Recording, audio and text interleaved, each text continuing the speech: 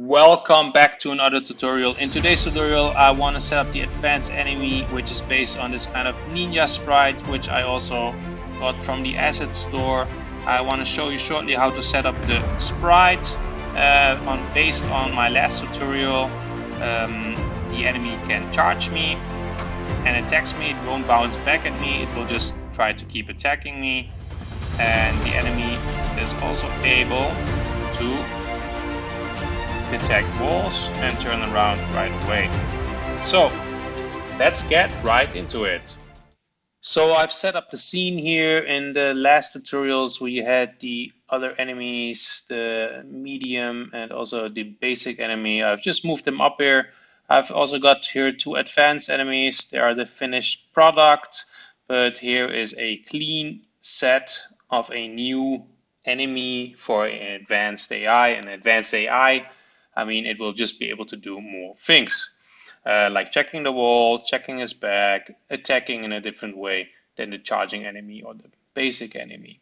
So first of all, what I did was I just copied all the same Playmaker functions, the direction enemy, enemy movement, enemy health, fall depth, move speed, player detection from the enemy medium, so the last tutorial. So if you haven't set that up, please set that up first in the video above. So once you've set this up, I used a different sprite for the advanced enemy. And of course, let's have a look in this, in the animator. There are a couple things I added. I added a attack. So let's see, there's also an idle here. You can have a look. This is an idle, there's an attack. Move this. There's an attack, as you can see, and just a run animation or walking animation. And within the animator, I set it up as follows: the idle, and the idle will be done if the speed is, well, if the run is done if the speed is greater than 0.1 and grounded true. And if speed is less than 0.1, the character will be idling. It's not grounded here because once the character, let's say, gets to the side, I made it like that he's not grounded anymore, so he stops. So I want him to idle there. Good. And in general, if the speed is less than 0.1, I also want him to idle. And what I also add is here an attack, and there is a trigger, attack 1. I put the attack 1 for now. Perhaps I will also make, let's say, a range attack and call it attack 2 or range attack. And the condition is just a trigger, attack 1, to trigger this attack animation. From any state, I just go to the attack, and it will just do it once. And it has an exit time, so it will just attack once and then we'll go back to enemy idle, unless it will attack again, triggered by Playmaker. Good. What's on the enemy advanced? Let's have a look. There is a, let's just add some gizmos here. There is a capsule collider for the enemy where it's walking. I've got a rigid body, and I also added a circle collider, and this is a trigger. Yes. I also added the better jump script, but this will be for the next or later tutorials when it jumps, because I also want it to jump in a similar fashion as my player. And here are all the Playmaker FSMs, which also does the enemy, the medium AI enemy medium. I'm not sure if a medium AI enemy is the correct wording, but it has that. And it also has an audio source of shouting no when it dies. So this is all the same to the last enemy. So in addition, I made an enemy attack. The last time I made an enemy hit, which had a point effector. For this enemy, I just made an enemy attack, which is just a capsule collider, which is a trigger, and has attack enemy, which is an enemy tag. So the player will get damage. So however you have it in your setup, make sure that it has the right tag. And what I did is I just made a small FSM, and I destroy itself after 0.3 seconds. And this can also be changed to 0.1. So I just wanted to have, when the weapon is out, I want this capsule collider to be at the sword of the enemy. or in front of him. Good. So that being said, please try to set this up. If you have any trouble with this, please just leave a comment or join the Discord channel. I'll be there. I'm also responding. I'm there at least a couple times a day checking in. So make sure to be there. Now let's set up the advanced enemy so it can detect walls and do other things. First thing, what I want to do is in the direction enemy, the left right, which pretty much controls how it's looking, where it's looking, if it's grounded or not. I want to add a couple of things. So there's already here so far there's a grounded check, and also if it's facing right or left, which is connected to the player detection, where it's also, if it's facing right, it turns to the right. But please, as I mentioned before, check the other video with the medium. You will set this all up in the same way. Good, and now we're going to change or add some things. So let's first go to the direction enemy. So let's start by adding the raycast 2D. I already typed it in here, and I'm just going to add it once. Yes. And we're going to specify the object, and I want it to spawn from the sprite. I want it to be in exactly the middle here. And the direction is -60 because it will be to the left side, currently turning to the left. At right side, I will change it to 60. It's in the world, and the distance doesn't need to be very far. It depends how close you want the enemy to be at the wall. It's right in front of it or a little bit in front of it. You can also change this figure how you see fit. I'm just going to leave it at 0.5. And we're going to do a store did hit. And we're going to make a new variable, which is called the wall. All right. And we're going to check the filter for 1. Oops. If I do that, I press enter. And I want to check for wall. So make sure that any object where let's say an enemy, just as with the wall jump, if you haven't set up the wall jump, please check out this video. With the wall jump, I put the wall, I gave it a tag and a layer wall. So by doing so, the enemy will only check for the wall, which is very good.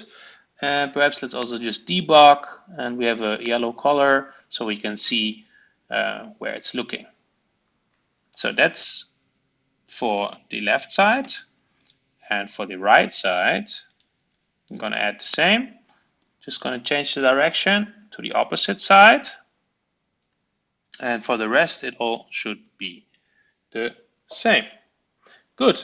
One thing I forgot to mention earlier is that for the health bar, I made a little small change. I changed the canvas scale to 0.001. So I made the canvas itself very small here because I had the issue that I kept on pressing the canvas of the enemies when selecting the characters. So make sure to make this very small, and within this, the health slider, I scaled it up to just fill the canvas. So I recommend you to do the same. So in my last videos, I still had a bigger canvas, but I think it's handier if it's smaller, so you don't, by accident, don't click on it. Good. So now we have actually a wall check included. In addition, as within the animator, I also have a Groundedbool. I want to add this here as well. I'm going to set the animator bool. And I'm going to specify the game object. I'm going to put the sprite. I'm going to put the parameter grounded. And I'm going to put the value to the grounded. And it's either false or it's true. And when it's at the side, it's now false. So I don't want it to be grounded. And that way it will idle.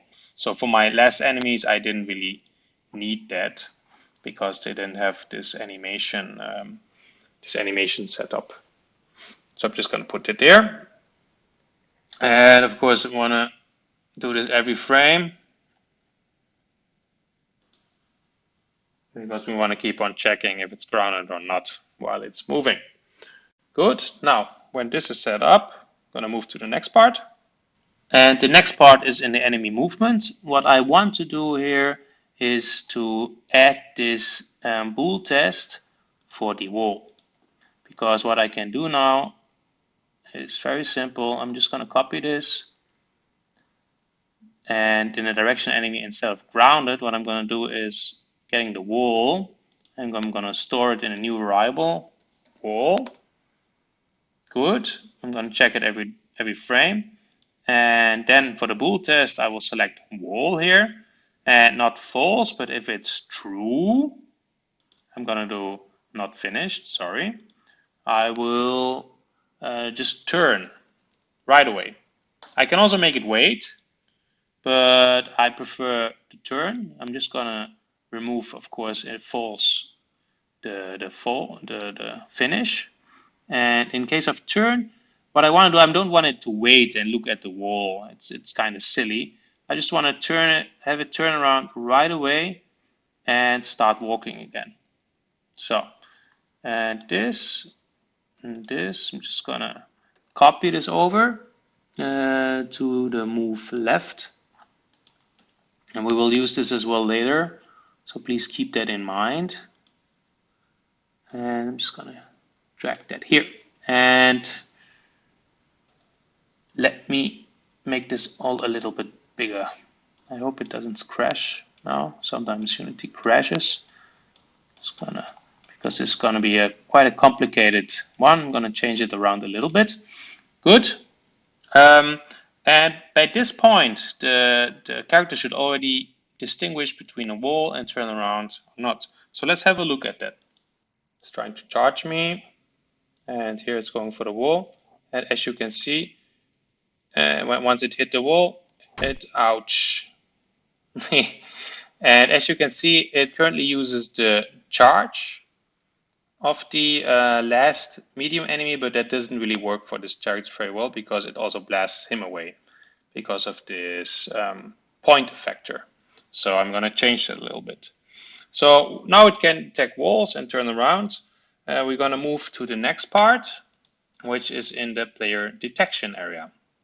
So, and what we want to do to detect the player when the player behind the enemy is we're going to use this raycast. And currently the raycast is actually starting from the left raycast spawn point, which are a little bit in front and behind the enemy. But I want to change this because I want the enemy to actually look right in front of it. I'm just going to change this here to the sprite. And I'm going to do the same for the right side. So I'm just going to change it there. So, and what I'm going to do is just copy paste this raycast down here. What I'm going to do is I'm going to point it in the other direction. I'm going to make it a little bit shorter perhaps.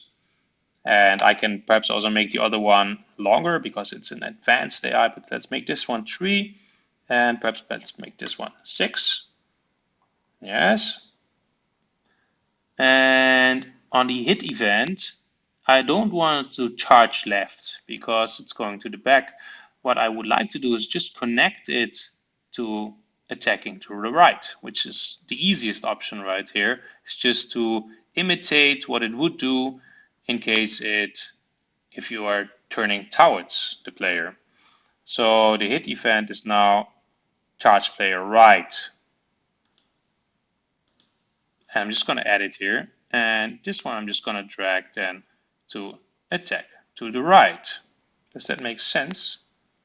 And just to make sure that it's debugged well, and remember to have to filter one and look for the player, but I copy pasted it from the last one, so it should be the same.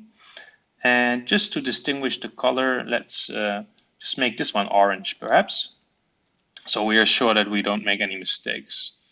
And let me just take this one. I'm just gonna paste it here. And I'm just gonna drag it below. So these are the two detections. And this one, of course, I have to then point again minus, because here I should check to the left behind me. And I'm also just gonna update this one to, what did we say, 7 or 6? 6. 6. Good. and charge player to the right, and this one's going to be charge player to the left. And we don't have it, we're going to add it. Just going to attack to the left. And currently the weight here is 3 because the last enemy was set up in a way that it will relax a little bit and just turn around and walk the other side. But this enemy won't relax. It will only wait a very brief moment, and then it will start detecting you again, and it will run for you. So let's just make sure that this is all right. This one's checking to the right, this one's checking to the left, and the debug color is orange. It all looks good. Then we're going to move on to the final section, which is then the movement of the enemy based on these new detections. So I'm going to start with the attacked left, and as you can see, to the right or to the left, I don't need to add any, let's say, global transitions. I'm just going to use what's available. So when it's behind it, I'm just going to charge them to the left. So I'm going to end up here to the left again. But how it's set up now, I don't really like it. So I'm just going to delete these 2 topics here. I'm just going to zoom in a little bit. So let's first focus on the left side first. And I'm just going to make a new state here. What I want to do for the first state is I want to shortly get him started to move. So what I'm going to do is just I'm going to copy all these things which are in here. Just going to paste them here shortly. Just fine. And for this one, I'm going to remove this transition of turning, and I'm just going to call this one the charge left is actually fine. I'm just going to do -2. I'm going to remove all these topics here, all these actions. I always say topics for some reason. I'm going to wait for a very short moment, 0.1, and then I'm going to finish. The reason why I do that is that in case you go behind it, it will always move, and it will move itself jumping down the cliff. And what I want to do is once you go behind it, it will actually turn around right away. And why does it move and fall out of the cliff is because here is a ground detection. If it's false, it will turn. And when it's standing here, of course, the ground is false because it has the raycast down there. And I want to change the raycast shortly there. That's why I want to have a split, like 1 or 2 frames, a couple frames, 0.1 is a couple frames, that it just turns around and it's grounded again, and that way it won't send it to not attacking. Well, I hope you understood that, but perhaps you experienced similar issues, and there you have a solution. So that's the first, and the second state, let's give it a more fancy name. Just gonna charge, and here we're gonna do -10, and I'm gonna add 2 triggers. There's the trigger enter, and after the trigger enter, I also want the trigger stay, because in this case, if the enemy hits you and you just keep standing in front of it, it will just start hitting you again. So it won't stop hitting. But if you have enter, it won't hit you again because you're already in the trigger zone. So it won't trigger again. So that's why also on trigger stay, I want to attack. Great.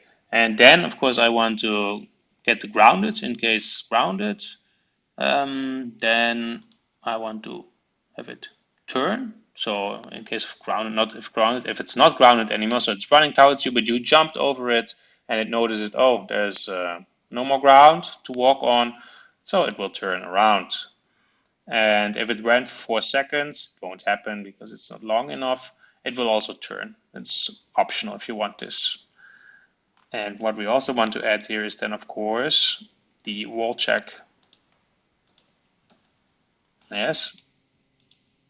And the wall check will also result in the turn. So these are all resulting in the turn.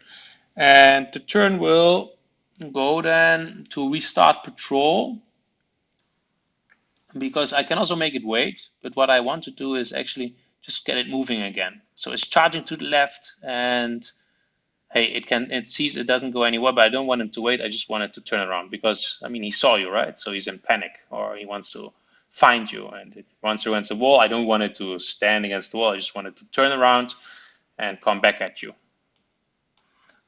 But you can set this up however you want. And so if you trigger then, and let's make sure that is correct. If you collide with the collide tag with the player, then it will attack.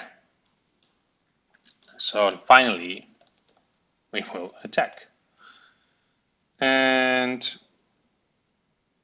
now we're gonna actually wait to attack, because I find it a little bit unfair if you're in the trigger zone that you get damaged right away. This was the case with the charging enemy, which was of course easier to dodge, but this enemy is a little bit more persistent, so I want to give a split second to the player to give him a chance to react.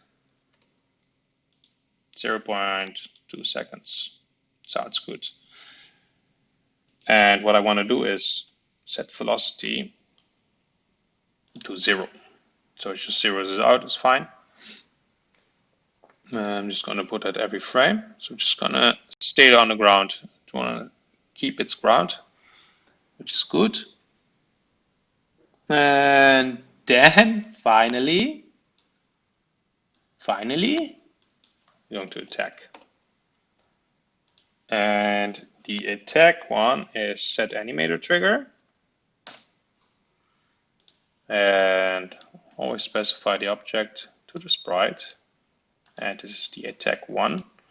And here I'm going to create object advanced, and game object which I want is the enemy attack, which I mentioned earlier.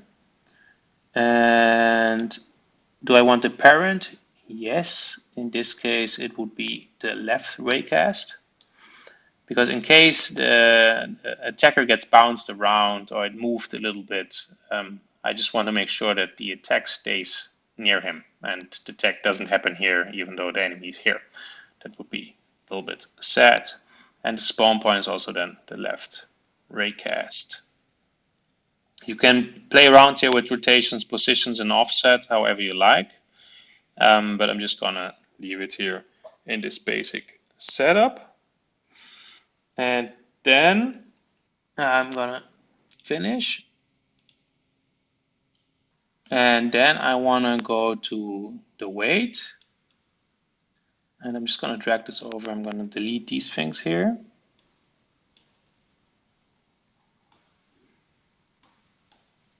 And I'm also gonna set this up here similarly. It's gonna come around a little bit. I know it looks like a mess. That's what happens if you make too many states working in an FSM.